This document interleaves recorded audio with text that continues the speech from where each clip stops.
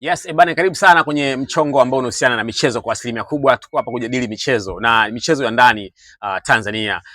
Utambulisho wa wachezaji ambao wanasajiliwa katika msimu huu kuelekea msimu wa 2026 27 umekuwa ni wengi. Simba, Yanga, Azam FC pia wanafanya hivyo. Sasa kuna kasumba ambayo nataka tujadili hapa na ndugu yangu. Kasumba hivi vilabu vya Simba na Yanga kuwapa uzito wa utambulisho wa wachezaji wa kigeni, lakini pia wachezaji wazawa hawape uzito katika utambulisho wao. Ni kama wanawachukulia poa. Unadhani sababu ni nini? Sasa niko na ndugu yangu hapa, tutajadili kwa asilimia kubwa. Bana, mambo vipi? Shwari, inakuaje? Bana, mchongo wa Simba na Yanga kuwapa uzito wachezaji wa kigeni pale ambapo wanawatambulisha, ukilinganisha namna ambavyo wanawapa uzito wachezaji wazawa pale ambapo wanawatambulisha, unaona iko sawa?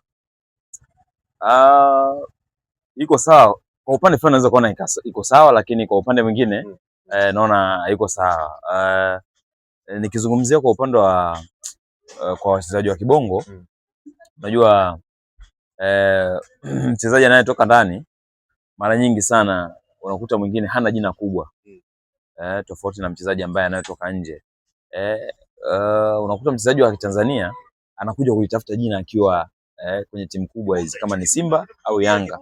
Wakishafika ndo wanapata sasa ile, yani sijui nisemeje, yani watu wanamfahamu zaidi, watu wanaanza kumfuatilia zaidi, hata kama alikuwa kwenye timu ambayo ndogo, labda Mtibwa au wapi, unakuta anafanya vizuri kule, lakini watu wamfuatilia zaidi kuliko akiwa Simba na Yanga. Kwa hiyo unakuta akishakuwa, yani sababu, yani kwa kifupi, yani sababu kubwa ya msingi ambayo unaweza ukaisema hapa, msikilizaji au mtazamaji akakuelewa, kwa nini Simba na Yanga wakitambulisha wachezaji wa kigeni kuna maandalizi makubwa, lakini wakitambulisha wachezaji wazawa hamna maandalizi makubwa hivyo. Sababu ni nini?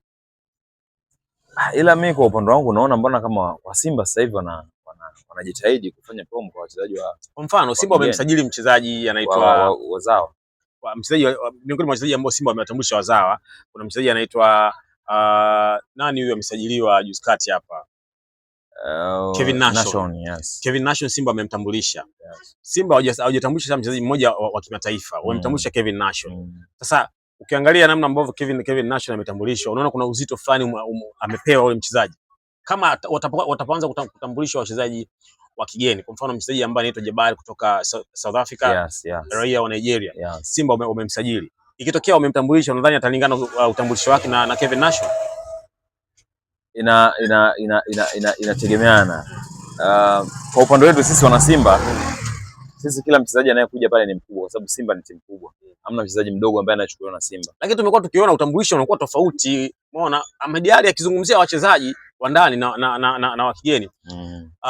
Leo nimemsikia Ahmed Ally kuelekea kwenye kombe la Kagame, anasema kuna mchezaji wa kimataifa ikitokea umemtambulisha, dunia itabadilisha tabia yake. Ikitokea wamemtambulisha, dunia of course ni mchezaji wa kigeni huyo, na amekuwa na maneno hayo kwa wachezaji wa kigeni, lakini kwa wachezaji wazawa tujaona na wameshatambulishwa kadhaa, wakina Kevin Nash na wengineo. Wewe unakubali hii kasumba ipo?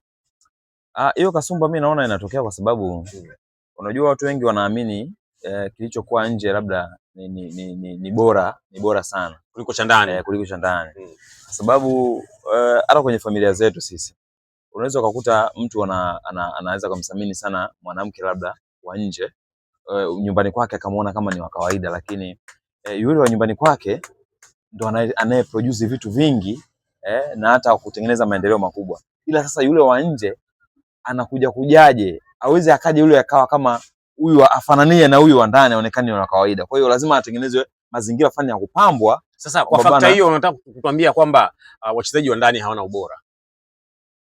Hawana ubora sana kuzidi wa nje. Kuna baadhi ya wachezaji wana ubora. Kwa mfano kama Kibabage amesajiliwa na Simba dirisha dogo. Unajua amekiwasha. Ngoja taratibu amekiwasha. Kwa upande wa Yanga kuna mtu anaitwa Ibrahim Baka amekiwasha kwa kweli, au sio? Na wengineo wachezaji wazawa. Israel Mwenda.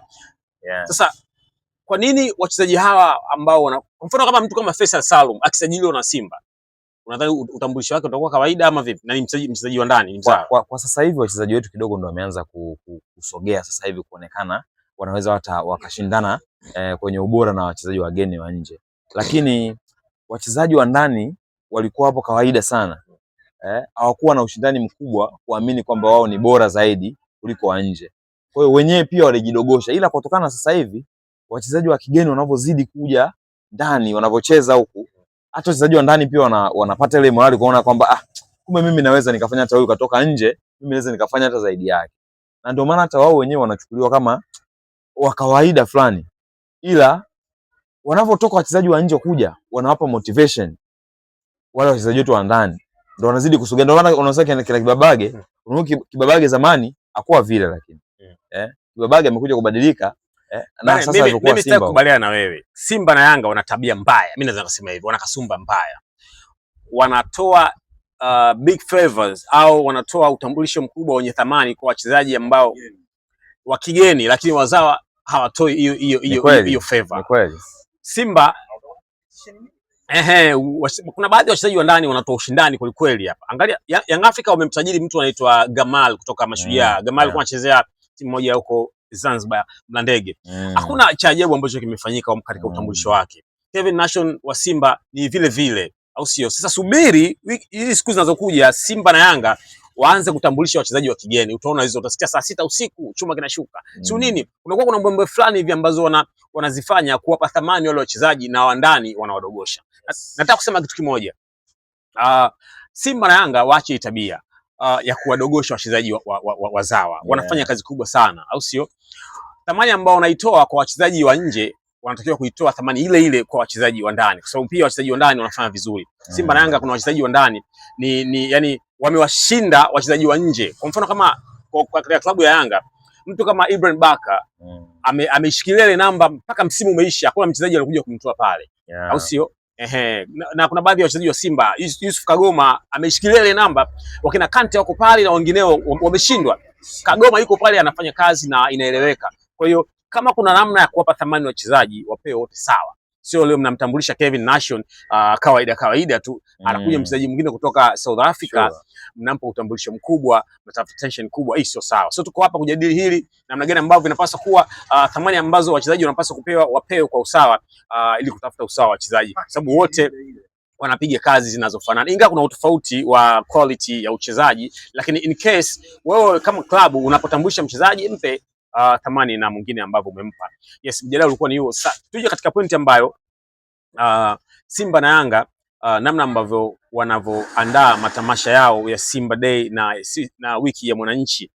Unadhani kuelekea msimu huu unaokuja 2026-27 matamasha haya yatakuwa na mvuto kiasi gani, ukiangalia namna ambavyo Simba amejitahidi kuchukua ubingwa wa shirikisho, lakini pia amechukua kombe la muungano. Young Africa amechukua ubingwa wa Mapinduzi Cup nadhani, lakini pia amechukua ubingwa wa NBC. Ni kama wamegawana fulani hivi. Sasa kuelekea matamasha haya ya Simba Day na wiki ya wananchi, unadhani mvuto utakuwaje kwa hizi klabu mbili, Simba na Yanga? Kwa sasa hivi naona mvuto utakuwa ni mkubwa, kwa sababu kwa upande wa Young Africans tayari wameshapunguziwa kitu fulani, kwa sababu tulishawazoea wanatunyoosha mara kwa mara, wanachukua makombe, lakini raundi hii imekuwa tofauti. Toka usajili wa dirisha dogo tuliofanya umekuja kuleta mabadiliko makubwa sana ndani ya Simba Sports Club, na hata pengine tungeweza kuchukua makombe yote kama sio kuchukua haya mawili tuliyoyapata.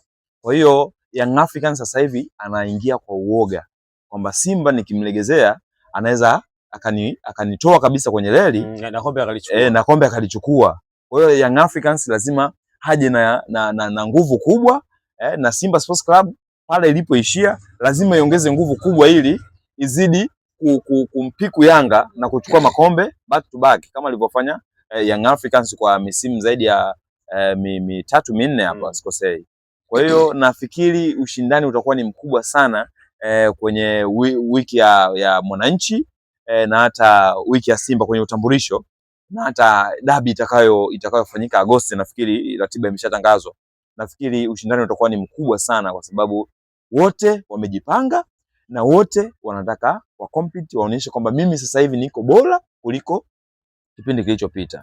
Okay, tumalize na swala la makocha, tumalize swala la vilabu Simba na Yanga kuonekana this time around wanasajili sana kutoka katika nchi ya South Africa. Hii ni kwa sababu sasa hivi makocha wao wanatoka nchi hiyo ama vipi? Kwa sababu tumezoea mara nyingi Kongo, Zambia na baadhi ya timu jirani hapa, Simba na Yanga wamekuwa wakichukua wachezaji kutoka huko. But kwa sasa hivi unaona wimbi la wachezaji kutoka South Africa limekuwa kubwa. Hii ni kwa sababu makocha wa Simba na Yanga ni wa South Africa ama vipi?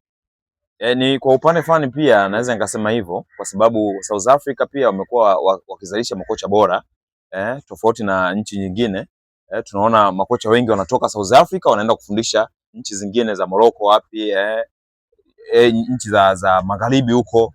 Kwa hiyo wale makocha tayari wameshafanya kazi na wale wachezaji, wanawatambua, wanawajua uwezo wao, na wameshacheza mpaka kwenye michezo ya Champions League, na wamefanya vizuri kuliko hata sisi, naweza nikasema kwa misimu miwili mitatu iliyopita. Kwa hiyo wale makocha kuwachukua wachezaji wa South Africa ni kitu bora pia, kutofauti na kumchukua Mkongo kumleta ambaye humjui na lugha pia mchezaji wa South Africa ni wepesi kuelewa. Battle itakuwaje msimu huu wa 2026-27? Battle itakuwa kubwa sana mzee, battle itakuwa kubwa sana kwa sababu kocha wa Simba Sports Club na kocha wa Young Africans wote na South Africa, na wote walishawahi kucheza mechi kadhaa kule South Africa, wanajuana na matokeo yao yalishatokea, yani ni 3-4 2-1, yani hamna mtu ambaye anayetoka sifuri. Kwa hiyo mzee, dabi sasa hivi takwimu zinaonyesha makocha hawa wawili kule South Africa, kocha wa Simba Steve Barker amemfunga mara nyingi kocha wa Yanga wa sasa hivi, jina lake ni gumu kidogo, Mankioba Mangati, kitu kama hicho. Huyu jamaa anaonekana amefungwa mara nyingi na kocha wa Simba Steve Barker katika michuano kule South Africa. Sasa hivi wako Tanzania katika ligi kuu ya NBC na baadhi ya tournament zingine. Battle itakuwaje? Na wanaonekana wimbi la kusajili, wao ndo wana force management zao zote mbili, wasajili wachezaji ambao wanataka wao, especially kutoka katika nchi ya South Africa, au sio? Sasa battle itakuwa ni kubwa sana kuelekea msimu wa 25, msimu wa 26-27. Tusubiri tuone na magani ambavyo itakuwa, lakini naona Steve Barker atakutana na changamoto nyingine ambayo hakutegemea kukutana nayo, kwa sababu kocha wa Yanga pia anaonekana na uzoefu, amekaa Mamelodi kwa misimu kadhaa pale. Kwa hiyo ni kocha ambaye ana uzoefu katika kujua namna gani ambavyo anapaswa kushinda mechi. Lakini amekaa na nio tu kwa msaidizi tu. Yes bana, sisi hatuna la ziada. Discussion imeishia hapa kwa maana ya mjadala. Next time pia tutakutana katika harakati zingine, tujue namna gani ambayo tunajadili kwa kirefu, au sio? Big shout out kwa wote ambao mna show love kupitia social media platform Instagram, TikTok, Facebook, lakini pia kwa YouTube, Search Media na Top Media kwa ushirikiano. Chongo huko, au sio? Mimi naitwa Bilo aka Baba T, niko na mwanangu anaitwa Ima. Next time pia ni same say kukutana hapa katika hizo show. Lakini pia big shout out kwa mwanangu anaitwa Dickson Mahai, smart director, nyuma kamera ametisha.